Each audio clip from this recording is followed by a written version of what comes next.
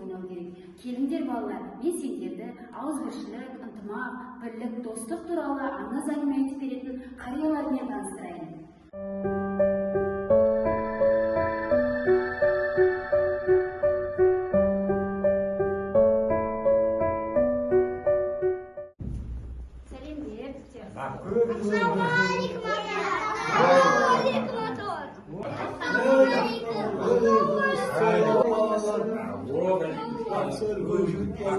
Азамат болдыңдар.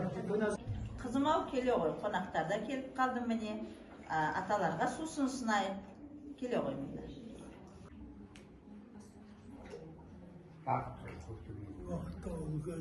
Аталар, біздің балаларға достық, бірлік, ынтымақ туралы айтып беретін халық аузындағы аңыз әңгімелеріңіз болса, біздің балалар тыңдауға дайын. Солай емес пе, балалар? О, бәрекелді балалар. Ертеде бір қария болыпты. Қарияның 9 ұлы болыпты. Бірақ олар бірінің айтқанын бірі қылмай бейберекетсіз болыпты. Содан ақылды үлкен кісі таудан барып бір бума шыбық келіпті. Сосын бір бума шыбықты алып, балалар, әне күштеріңді сынап көрейін, мынаны сындырыңдар депті. Балдарының 9-ы да бір-бірлеп сындырып көр, буманы сындырып күштерін сынап көргені бір бәрі сындыра алмады. Содан кейін енді бір-біреуден беріпті. Бір-біреуден берсе, бір-біреуден сындырып, шырт-шырт еткізіп сындырып жіберіп, мақтаныпты. Соның айтыпты, балдарым, мен сендерге қапа болып отырмын, ертеңгі өмірлерінің не болатынын, мынау ауыз бірлікте ынтымақта болсаңдар, сендерді жауда дауда алмайды депті. Содан балдарына үлкен кісінің айтқанын түсініп, ынтымақта бірлікте өмір сүріпті. Сендер де келешекте осындай ынтымақта бірлікте болыңдар, балалар. Түсіндіңдер ме? Атайлар, біздің балалардың сіздерге дайындаған бабалар сөз алғанда сахналық қойылымдарымыз бар. Сахналап берсек қалай қарайсыздар? Уарымет құсырша қанатып атады, ат чызық тұяғы етін, итар қысы қиямын күй отырсындар, бейке ұсы дәу түртсі болады деген, үшлер ұшақ қататып, батырамас үшін төбе бейсара қылсан қалай болады да. Дұрыс айтасыз, төлебей. Бізді күшін, дұрыс айттыңыз. Ергілі бейлеріңіз не айтар екен? Мен ағаның баласын, жасым үлкен, белікке менің айтқаным жын. Мен атаның қарашаны уақында кенжесін, жасым кіші оға. Мен жолым үлкен бейлік менікі. Жуағанды сұрама, мұны бар. Күлгенді сұра, сыры бар деуші еді. Қарағын қазы бет, неге күлдің? Сіздер аталар туысынды білесіндерде, үлкетін ұлыққа некесіндер. Ата-бабаларымыз айтқан өспі. Ұлыздың қолына қауға беріп малға қой.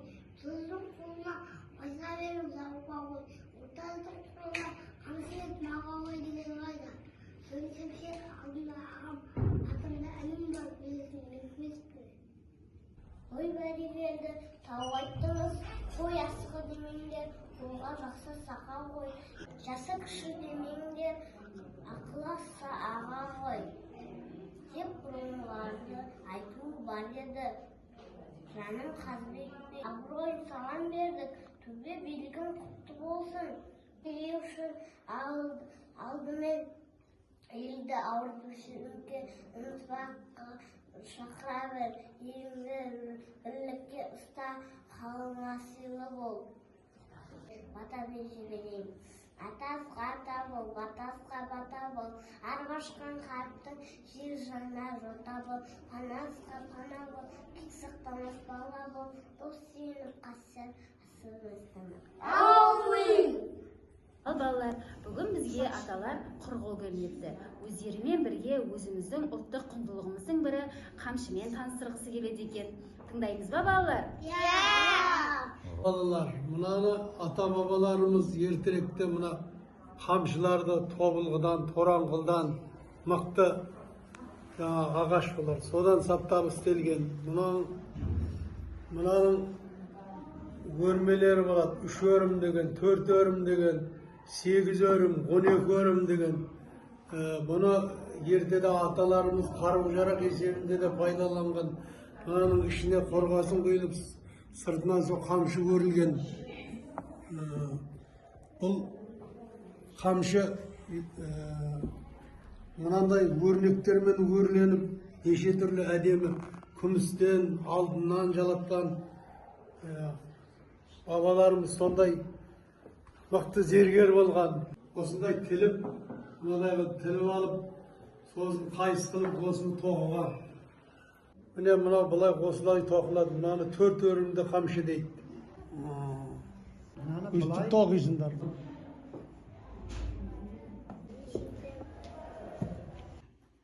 Балалар, сендер аталармен бірге не жасадыңдар? Қамшы. Қамшы жасаған сендерге ұнады ма? Ұнады.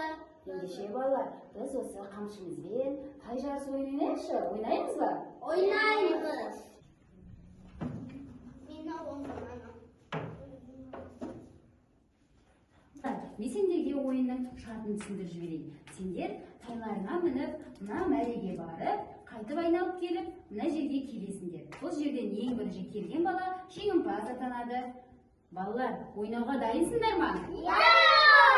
Ал қане кеттік, бастаймыз.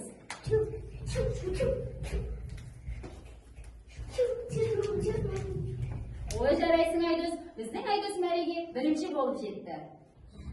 Аталар, біздің балалардың сіздерге деген алғыстары шексіз. Ұлттық құндылықтарымызды дәріптеп, насихаттап, өсиет әңгіме, аңыз әңгіме айтып бергендеріңізге көп-көп рахмет. Балалардың жылы лебіздері, ілтипаттары ретінде біздің сіздерге татар тақияларымыз бар. Қабыл алыңыздар.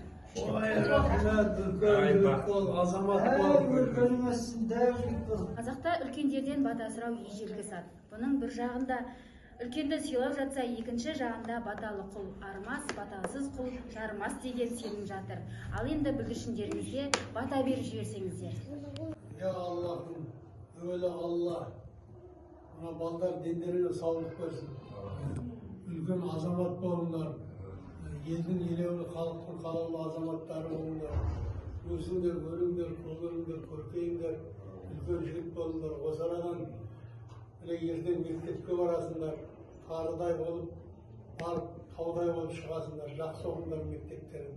Үлкен азамат болыңдар, елдің елеулі үлкен азаматтары болыңдар. Аллаху акбар.